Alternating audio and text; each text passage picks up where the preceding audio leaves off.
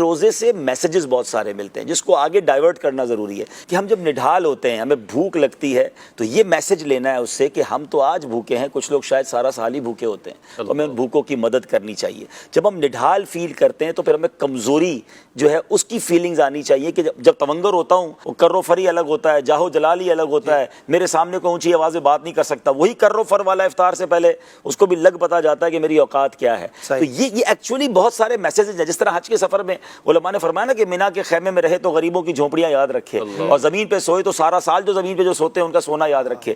تو ایکچولی یہ ہمیں سب چیزیں یاد دلاتا ہے روزہ۔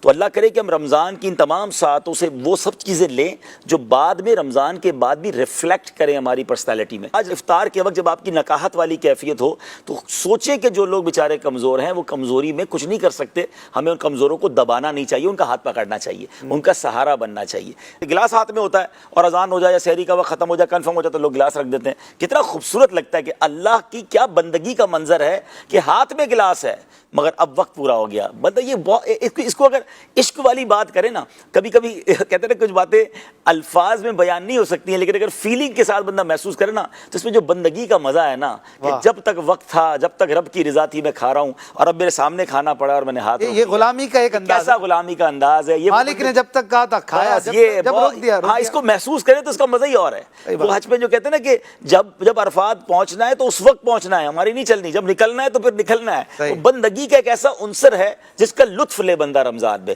جس کا مزہ لے بندہ رمضان میں۔ تو ایک عشق والی بات اور کر دیتا ہوں کہ بہت ساری عبادتیں جو ہیں وہ بزرگوں کی یا انبیاء کی، اللہ والوں کی یاد میں ہیں۔ صفا مروہ کی بی بی ہاجرہ کی دوڑ لگی تھی تو حضرت اسماعیل کے لیے، تو ان کی یاد میں سعی جو ہے وہ کر دی گئی حاجیوں کے لیے، عمرہ کرنے والوں کے لیے۔ تو عاشقان رسول کے لیے تو یہی کافی ہے کہ میرے آقا نے کچھ دن غار ہرا میں ان دنوں میں یوں سمجھیے کہ گزارے تھے اور رات عبادت میں گزارے تھے، تو اس یاد میں ہمارے لیے روزے رکھ دیے گئے۔ تو یہ محبوب کی یاد ہے، غار ہرا کی یاد ہے، نبی پاک کی ادا ہے، تو اس کو بندہ ادا کرے۔ اور پھر ایک جو خوبصورت حدیث پاک جس کا مضمون یہ ہے کہ اللہ فرماتا ہے کہ روزہ دار کے لیے جو جزا ہے، جو اس کا ثواب ہے، اس کی جزا میں خود دوں گا۔ اب اس کے دو معنی علماء نے بیان کیا، اجزا بھی یا اجزا بھی، میں کہ میں اس کی جزا خود ہوں۔ اللہ فرما رہا ہے کہ روزہ رکھنے والے کی جزا میں خود ہوں۔ تو اب آپ سوچیں کہ جب رب جزا ہے یا رب جزا دے رہا ہے تو پھر اس جزا کا عالم کیا ہوگا۔ تو کبھی کانسیپٹ یا ہماری ڈکشنری میں یہ ہونا ہی نہیں چاہیے کہ روزہ قضا ہو، مطلب تصور میں ہی نہیں ہونا چاہیے نا۔ بلکہ میں تو یہ بھی مشورہ دوں گا، ٹھیک ہے سفر میں روزے کی اجازت ہے، لیکن جو سفر آسان ہیں، آج کل سفر بڑے ایزی ہوتے ہیں، جہاز کے سفر ہوتے ہیں، تو خواہ مخواہ رمضان کا روزہ نہ چھوڑیں۔